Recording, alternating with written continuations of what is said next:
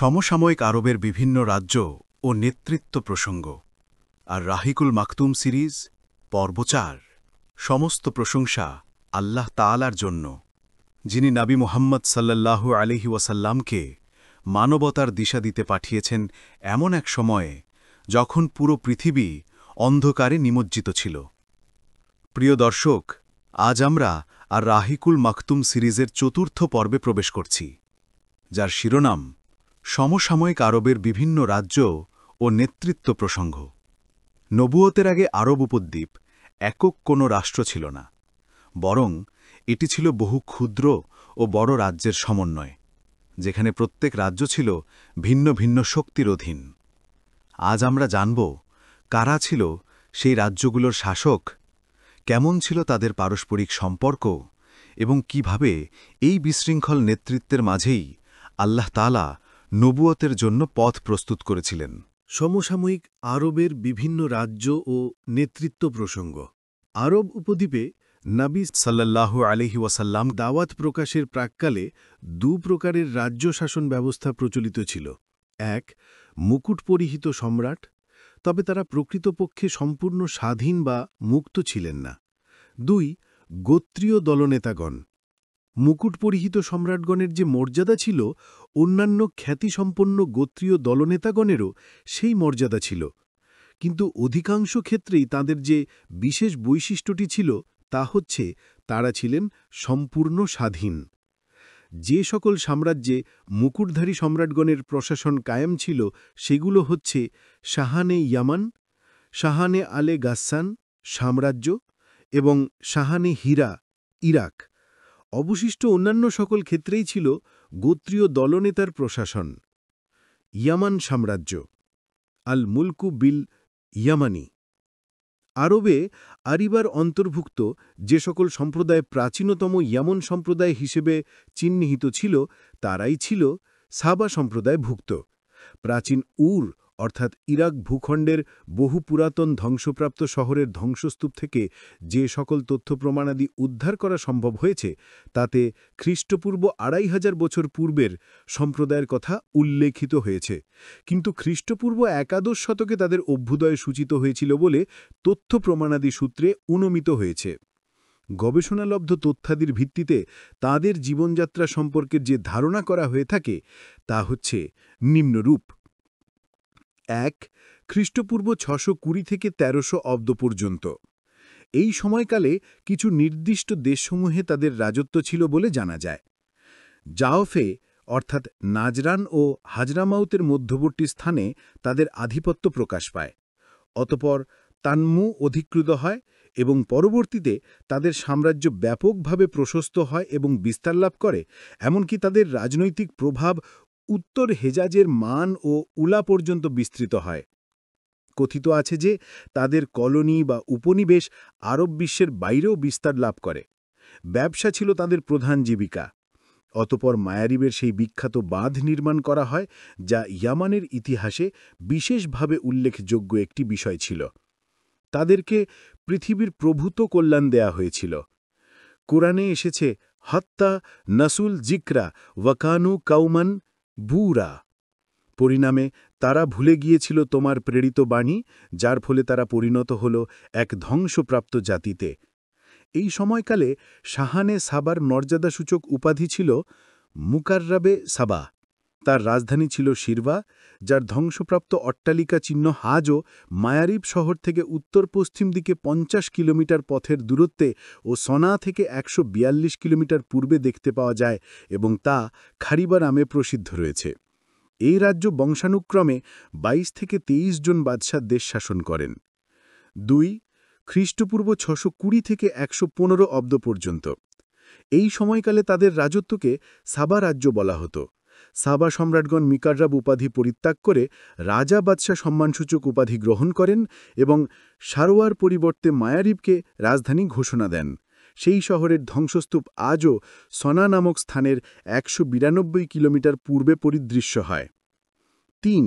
খ্রিস্টপূর্ব ৩০০ থেকে ১১৫ অব্দ পর্যন্ত। এই সময়কালে তাদের রাজত্বকে প্রথম হিমিয়ারি বলা হয়। কেননা সাবা রাষ্ট্রের উপর হিমিয়ার গোত্র প্রাধান্য লাভ করে এবং সাবা রাজ্য সংকুচিত হয়ে পড়ে। তাদের রাজ্যকে সাবা ও জু রায়দান বলা হয়, আর তারা মায়ারিবের পরিবর্তে রায়দানকে রাজধানী করেন। পরে রাজধানীর নাম রায়দান পরিবর্তন করে জিফার রাখা হয়। এই শহরের ধ্বংসাবশেষ আজও ইয়ারিম শহরের নিকটে গোলাকার পর্বতে দেখতে পাওয়া যায়।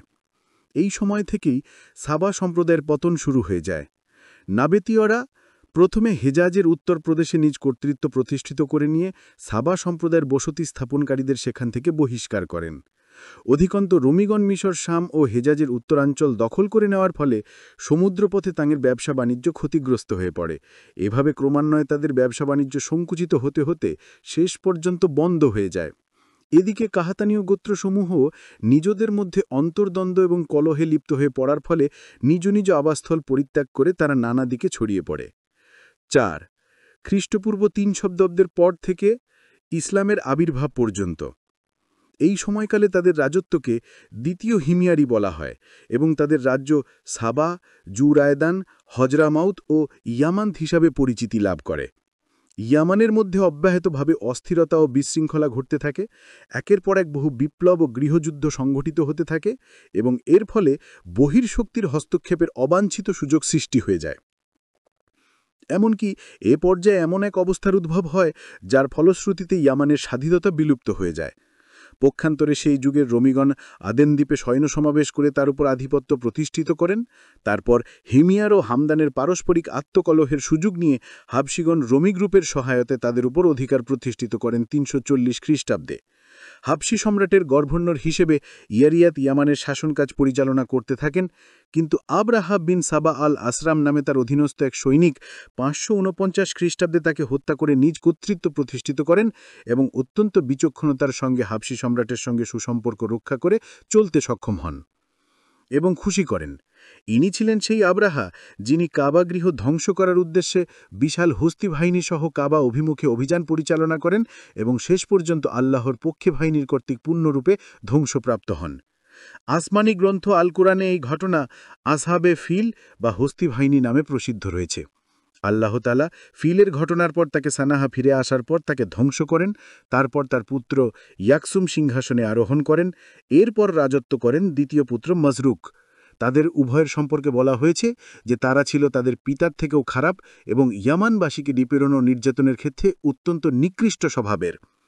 আসহাবে ফিলের ঘটনার পর ইয়ামানবাসীগণ পারস্য রাজ্যের সাহায্যপুষ্ট হয় এবং হাবশিদের বিরুদ্ধে বিদ্রোহ ঘোষণা করেন।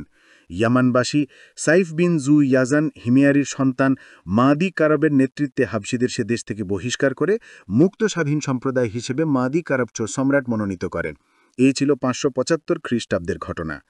স্বাধীনতা ও রাষ্ট্রীয় ক্ষমতা লাভের পর মাদি কারাব কিছু সংখ্যক হাবশিকে নিজের খেদমত এবং রাজদরবারের জাঁকজমক বৃদ্ধির কাজে নিয়োজিত করেছিলেন, কিন্তু তার এই অবিমৃষ্যকারিতা প্রসূত ভ্রান্ত নীতির কারণে দুগ্ধকলা সহকারে সর্পপালন প্রবাদ বাক্যটি এক মর্মান্তিক সত্যে পরিণত হয়।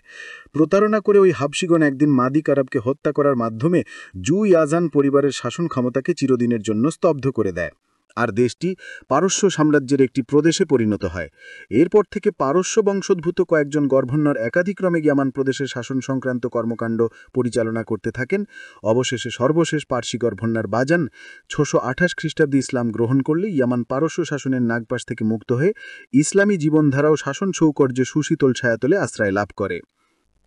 প্রিয় দর্শক, ইতিহাস জানলে আমরা বুঝতে পারি ইসলাম কেবল ধর্ম নয়, এটি সভ্যতার পুনর্জন্ম। এই পর্বে আমরা দেখেছি আরবের 4টি রাজ্য ও নেতৃত্ব কাঠামো এবং বুঝেছি কিভাবে সেই সমাজ নবুয়তের জন্য প্রস্তুত হচ্ছিল। পরবর্তী পর্বে আমরা জানব হীরা রাজ্য ও ঘাসসান রাজ্যের বিস্তারিত ইতিহাস, যেখানে আমরা দেখব পারস্য ও রোমান প্রভাবের গভীর দিকগুলো। তাই প্রিয় দর্শক, ভিডিওটি যদি আপনার ভালো লেগে থাকে, লাইক, শেয়ার ও সাবস্ক্রাইব করুন দাওয়া মঞ্চ চ্যানেলটি, যাতে পরবর্তী পর্বের নোটিফিকেশন আপনি সবার আগে পান। আল্লাহ আমাদের সবাইকে ইতিহাস থেকে শিক্ষা নেওয়ার তৌফিক দিন।